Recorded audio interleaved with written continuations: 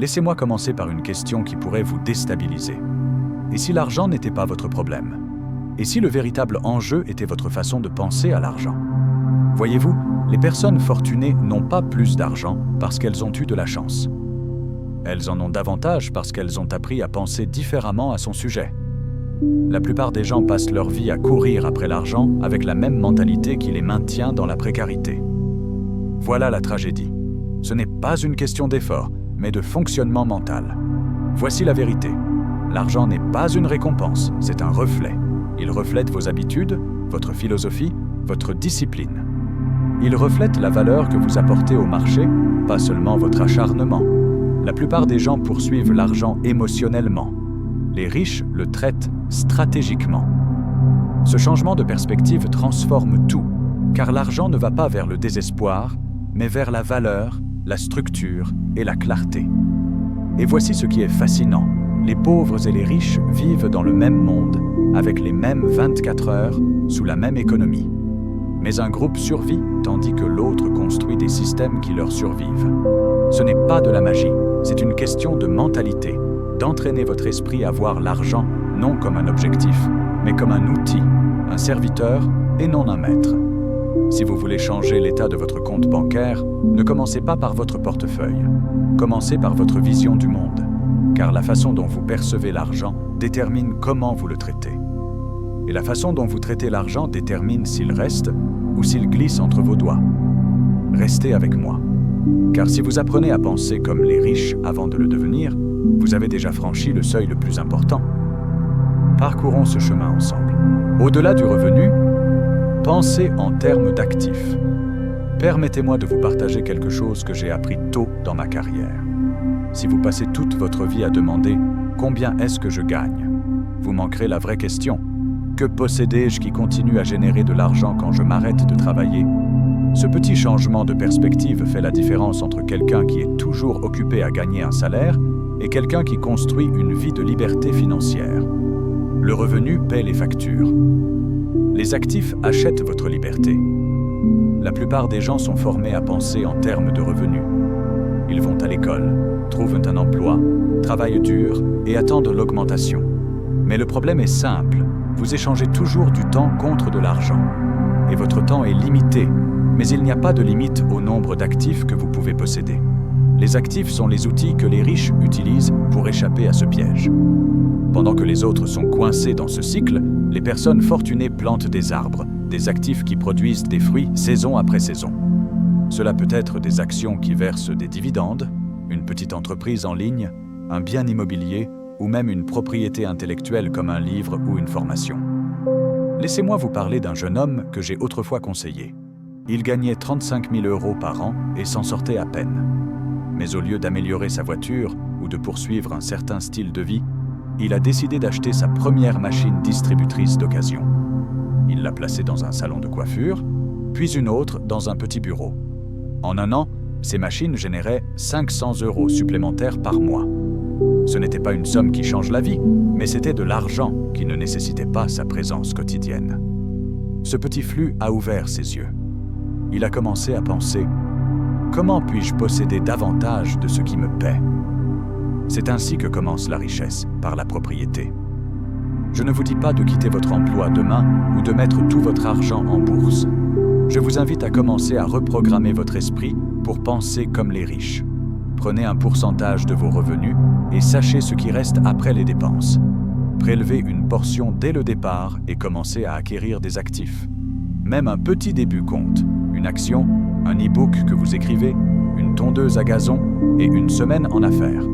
Car dès que votre argent commence à travailler plus dur que vous, vous ne faites plus seulement des gains, vous multipliez. Le changement est le suivant. Arrêtez de travailler uniquement pour un revenu. Commencez à travailler pour construire votre colonne d'actifs.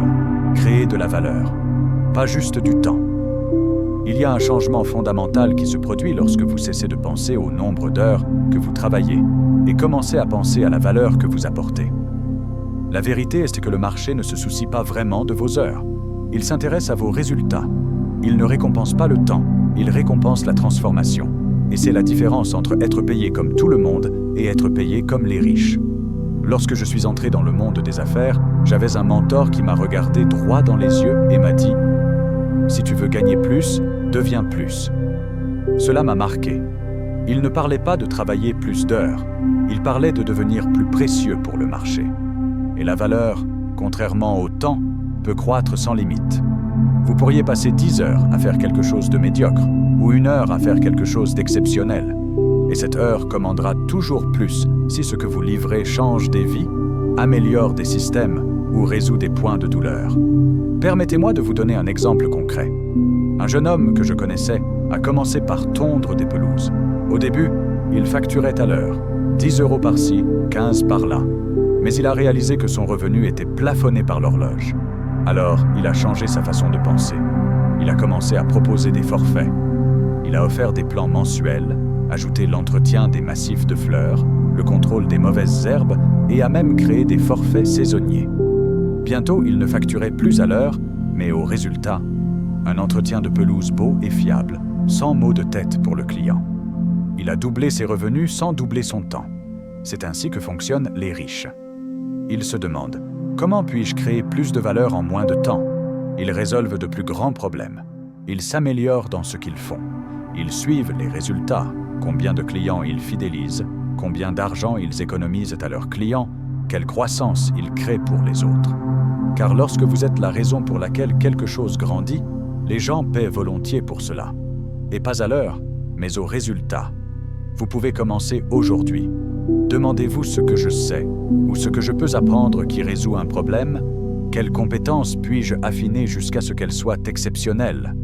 Quels résultats puis-je aider quelqu'un à atteindre? Et puis ne mesurez pas votre valeur par votre temps. Mesurez-la par votre transformation, car le temps est limité, mais la valeur est infinie. Lorsque vous passez de gagner à l'heure à gagner au résultat, vous êtes entré dans la mentalité de la richesse. Budgétisé pour la liberté, pas pour la survie. La plupart des gens voient un budget comme une restriction, juste un moyen de s'assurer qu'ils survivent jusqu'à la fin du mois. Mais ce n'est pas ainsi que les riches le voient. Ils traitent un budget comme un tableau de vision avec des chiffres. Il ne s'agit pas de survie, mais d'intention. Il s'agit de faire obéir votre argent à vos objectifs plutôt qu'à vos impulsions. Une mentalité pauvre dépense de l'argent en espérant que les choses fonctionneront. Une mentalité riche assigne à chaque euro un objectif, car l'argent sans direction disparaît toujours.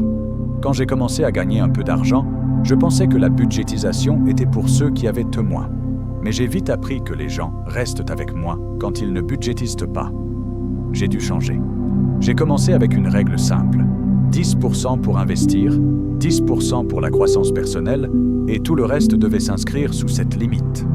Cela signifiait parfois que je conduisais une voiture plus ancienne ou que je sautais le repas gastronomique. Mais chaque fois que je lisais un nouveau livre, suivais un cours ou mettais de l'argent dans un actif plutôt que dans une tenue, je ne dépensais pas, je construisais. Et bien sûr, les résultats se sont composés. Ces 10% investis ont commencé à travailler plus dur que je ne pouvais le faire. Et les 10% consacrés à la croissance personnelle, c'était le changement de jeu. J'ai appris à penser plus nettement, à résoudre plus rapidement, à négocier mieux et à diriger avec plus de confiance. C'est le genre de rendement qu'aucun marché boursier ne peut promettre. La plupart des gens construisent leur budget autour des factures. Les riches construisent les leurs autour de la liberté. Vous voulez l'indépendance financière? Alors vous devez budgétiser pour cela.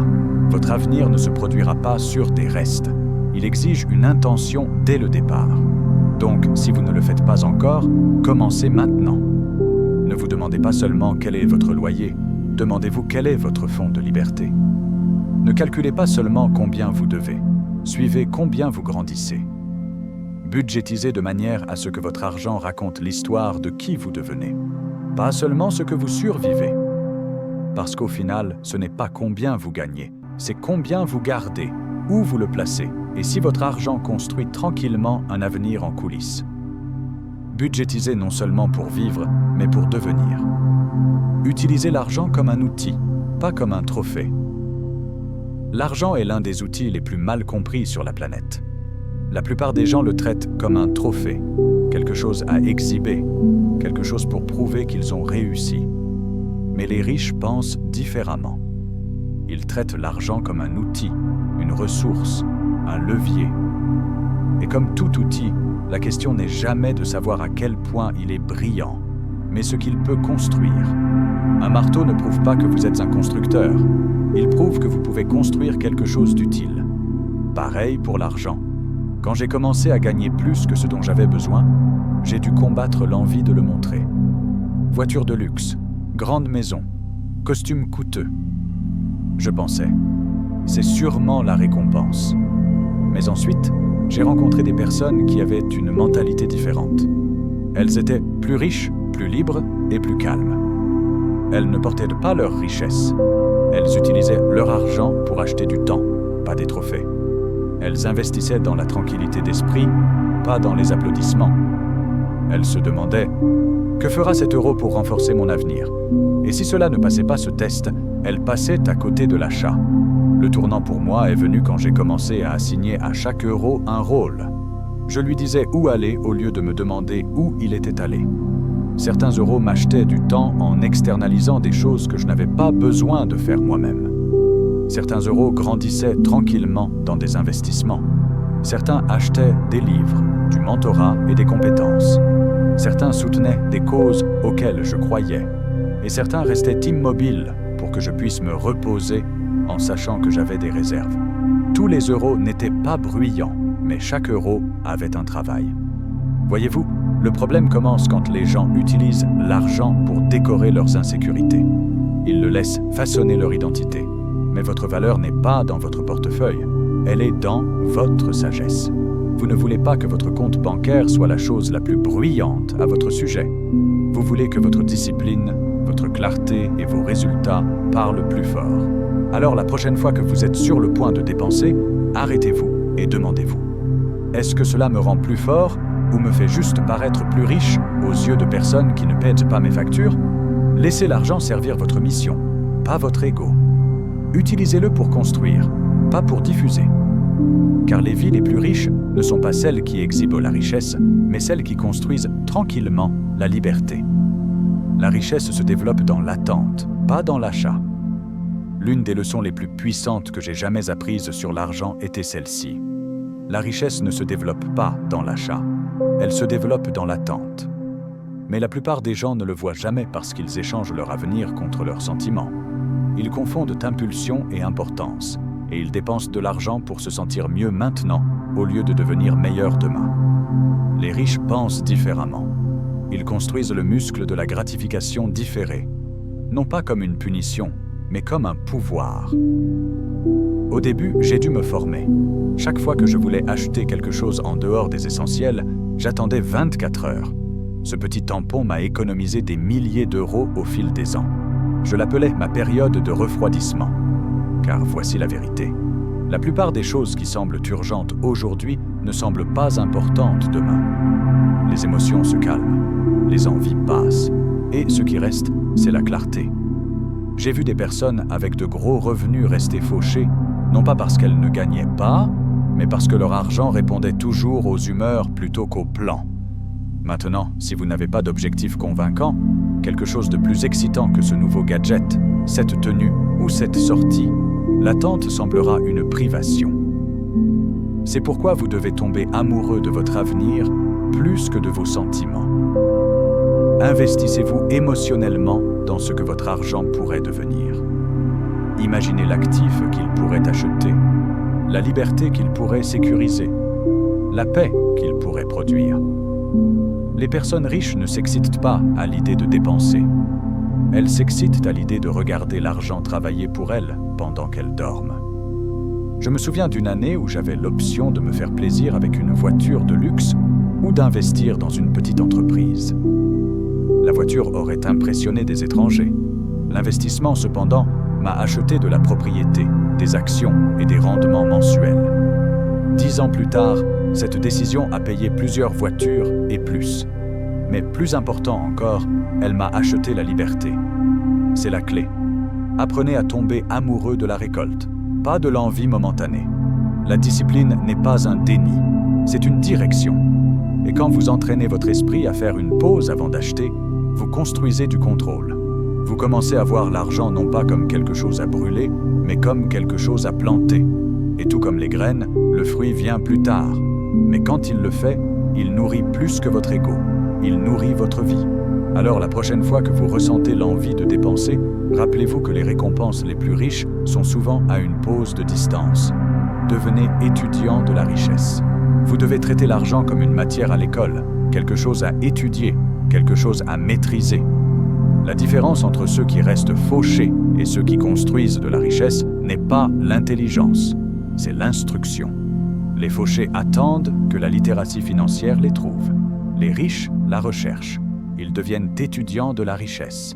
Et comme toute matière, l'argent a un langage, une structure, une formule, et si vous l'apprenez, vous gagnez le contrôle. Au début, je ne comprenais pas grand-chose à la finance. Je pensais que l'argent concernait juste gagner et dépenser. Je ne connaissais pas les intérêts composés, l'allocation d'actifs ou l'inflation. Mais une fois que j'ai commencé à traiter l'argent comme une matière, quelque chose que je pouvais apprendre, tout a changé. J'ai pris mon premier livre sur l'investissement, puis un autre. J'ai commencé à regarder des vidéos de personnes qui comprenaient comment l'argent fonctionnait dans le monde réel, pas seulement en classe.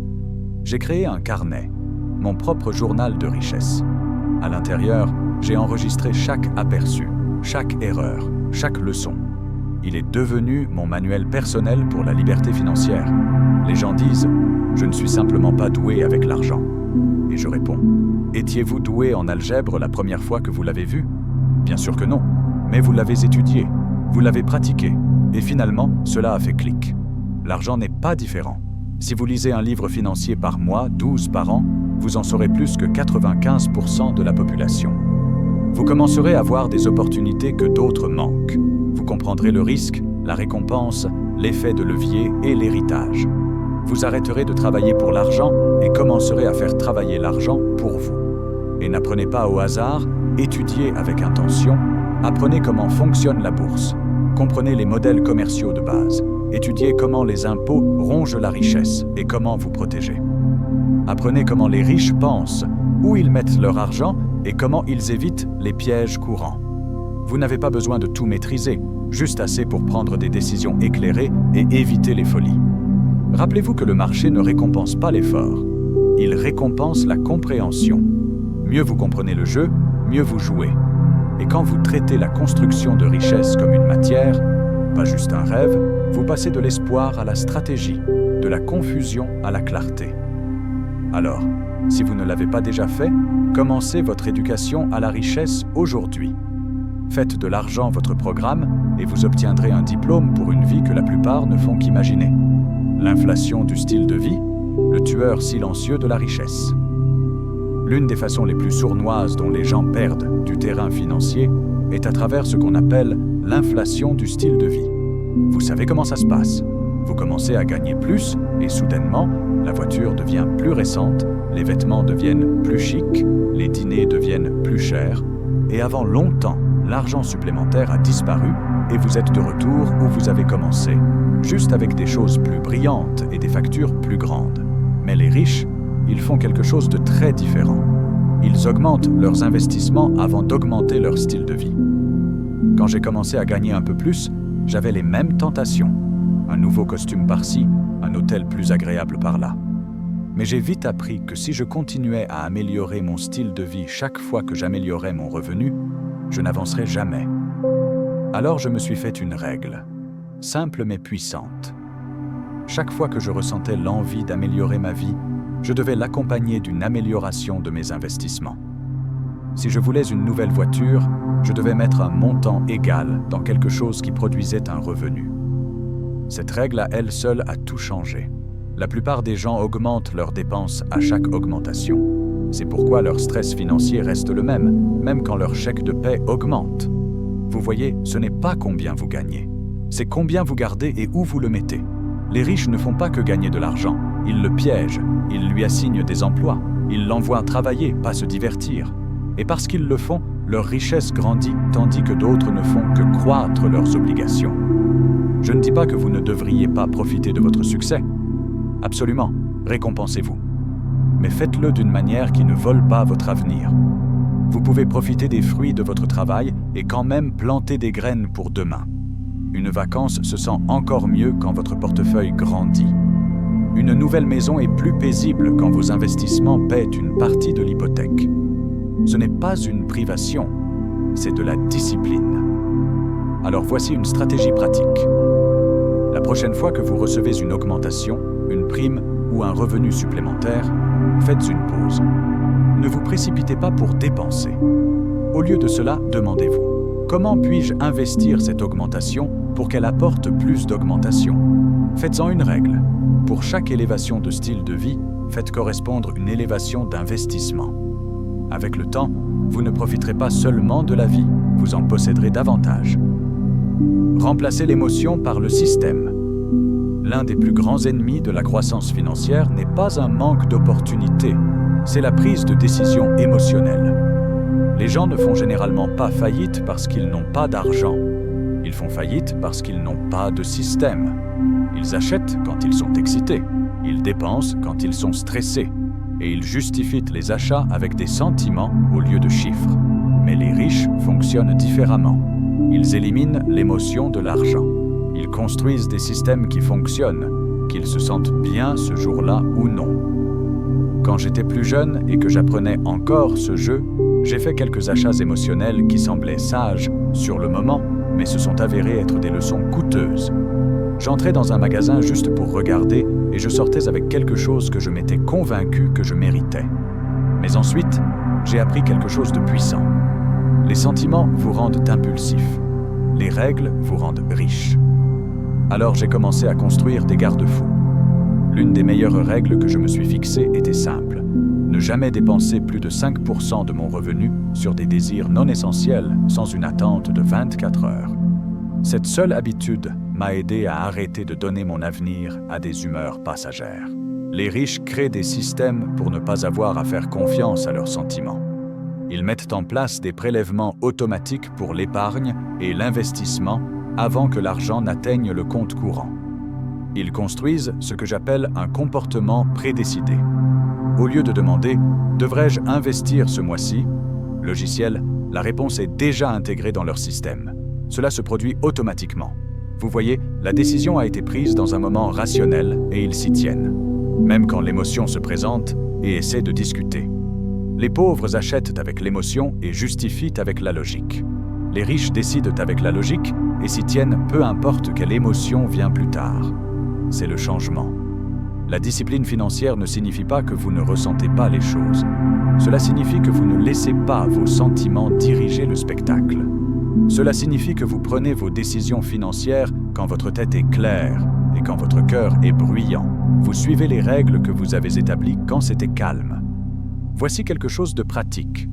Écrivez 3 règles financières pour vous-même aujourd'hui. Ce pourraient être des limites sur les dépenses, des directives pour l'investissement ou des règles pour l'épargne. Faites-les simples. Faites-les automatiques. Puis la prochaine fois que vous vous sentez émotionnel, ennuyé, stressé, excité, ne décidez pas. Suivez vos règles. Avec le temps, ces petites règles protégeront votre fortune de vos sentiments. Et c'est ainsi que vous restez stable tandis que d'autres coulent. Pensez à long terme pour une richesse durable. Quand il s'agit de construire une richesse durable, la plus grande différence entre ceux qui réussissent et ceux qui luttent réside dans leur façon de penser au temps.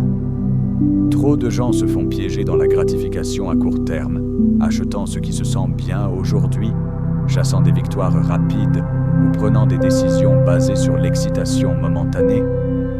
Mais le véritable succès financier est le résultat d'une pensée à long terme, d'envisager où vous voulez être dans des années et de faire des choix délibérés aujourd'hui qui vous y amènent.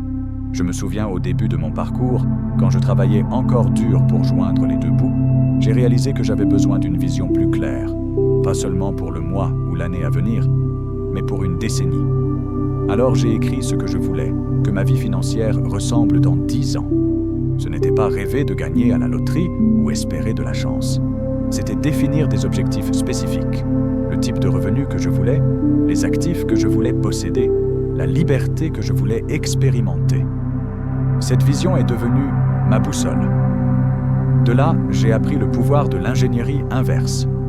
Au lieu de laisser l'année se dérouler sans but, j'ai décomposé cet objectif de 10 ans en étapes gérables. Que dois-je faire cette année, ce mois, cette semaine pour me rapprocher de cette vision? Cela a complètement changé ma mentalité. Soudain, un achat tentant, qui pourrait se sentir bien cette semaine, ne correspondait pas à mon plan plus large. Je me demandais, cette décision sera-t-elle encore intelligente dans 5 ans? Si la réponse était non, je résistais. La richesse est construite par ceux qui pensent comme des constructeurs, pas comme des joueurs. Les constructeurs plantent des graines et les nourrissent patiemment, comprenant que la croissance prend du temps. Les joueurs chassent des frissons rapides, espérant des retours immédiats, mais se retrouvent souvent les mains vides. Le penseur à long terme embrasse la discipline, la patience et la planification, sachant que le pouvoir de la richesse composée ne se révèle qu'au fil des années. Les décisions financières guidées par une vision à long terme vous protègent des pièges des dépenses impulsives et du bruit du marché. Elles créent une base solide qui peut résister aux tempêtes et saisir les opportunités. Alors prenez un moment maintenant, écrivez votre vision financière à 10 ans.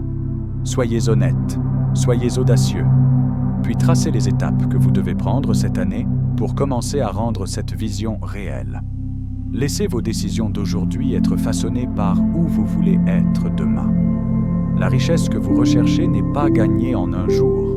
Elle est construite au fil du temps par les choix que vous faites maintenant.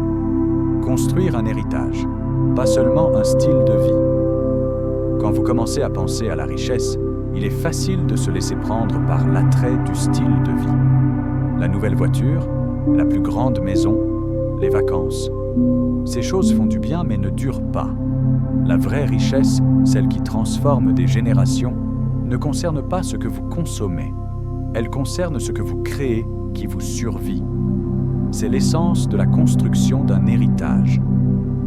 Tôt dans ma vie, j'ai réalisé que poursuivre un style de vie confortable pourrait me donner une satisfaction temporaire, mais ne me fournirait pas d'impact durable ou de sécurité pour ceux dont je me souciais. Alors j'ai changé ma concentration, passant de dépenser pour ce qui me plaisait aujourd'hui à créer quelque chose qui pourrait grandir et se multiplier même quand je ne travaillais pas activement. Que ce soit construire une entreprise qui pourrait fonctionner indépendamment, investir dans des actifs qui généraient des revenus réguliers ou soutenir des causes qui s'alignaient avec mes valeurs. La clé était toujours de penser au-delà du moment immédiat. L'héritage concerne la composition, pas seulement de votre argent, mais de votre influence, vos habitudes et votre vision. Cela signifie mettre de côté du temps régulièrement pour nourrir des projets ou des investissements qui ne divertissent pas seulement ou ne satisfont pas des désirs à court terme, mais qui ont le potentiel de croître sur des années et des décennies. Imaginez planter un arbre non pour l'ombre qu'il fournit aujourd'hui, mais pour l'abri qu'il donnera aux générations futures. La richesse construite uniquement sur le style de vie est éphémère. La richesse construite pour l'héritage est durable. Demandez-vous ce que vous pouvez commencer aujourd'hui qui travaillera encore pour votre famille, votre communauté ou votre objectif longtemps après votre départ. Ce n'est pas renoncer au plaisir de la vie. C'est s'assurer que ces plaisirs ne deviennent pas le centre de vos décisions financières. Au lieu de cela, permettez à vos ressources de servir quelque chose de grand, une fondation sur laquelle les générations futures peuvent se tenir. Les personnes les plus riches ne sont pas celles avec les possessions les plus luxueuses, mais celles qui construisent des systèmes, des entreprises et des investissements qui font croître et maintiennent la richesse à travers le temps. Elles comprennent que le vrai succès ne se mesure pas à ce que vous dépensez, mais à ce que vous laissez derrière vous. Alors faites-en votre mission de construire la richesse avec un but. Dépensez votre temps et votre énergie sur ce qui peut se composer et créer un héritage. C'est ainsi que la richesse devient véritablement éternelle. Conclusion, votre richesse commence maintenant. Alors que nous arrivons à la fin de cette conversation sur la façon dont les riches pensent différemment, comment ils construisent pour l'héritage et non juste pour le style de vie, rappelez-vous ceci. La richesse est plus que des chiffres dans un compte bancaire. C'est le résultat de la mentalité que vous cultivez, des habitudes auxquelles vous vous engagez et de la vision que vous poursuivez sans relâche. Trop de gens se font piéger en poursuivant des plaisirs éphémères seulement pour se retrouver coincé dans le cycle de vivre de chèque en chèque. Mais ceux qui dépassent ce cycle comprennent que chaque décision financière est une graine plantée pour l'avenir. Je vous mets au défi de regarder votre argent non pas comme un trophée à exhiber, mais comme un outil pour construire la liberté, l'impact et une influence durable. Prenez la responsabilité de votre éducation financière. Étudiez l'argent comme une matière qui peut transformer votre vie parce que c'est le cas. Prenez des décisions basées sur le but, pas l'impulsion. Et par-dessus tout, créez une vision qui s'étend au-delà d'aujourd'hui et demain. Une qui embrasse la gratification différée, la discipline et la pensée à long terme. Votre futur soi dépend des actions que vous entreprenez maintenant même. Commencez par de petits pas, que ce soit budgétiser avec intention, investir régulièrement ou fixer des objectifs financiers clairs. Entourez-vous d'idées et de personnes qui élèvent votre mentalité. Protégez votre attention des distractions qui vous maintiennent coincé dans une pensée de pénurie. Rappelez-vous que la différence entre ceux qui restent fauchés et ceux qui construisent de la richesse réside dans leur façon de penser et d'agir chaque jour. Alors n'attendez pas le bon moment ou que la chance vous trouve. Le pouvoir de transformer votre vie financière est déjà entre vos mains. Choisissez aujourd'hui de penser comme les riches, de parler comme les riches et d'agir avec un but. Votre héritage commence maintenant. Faites ce pas, votre avenir vous remerciera.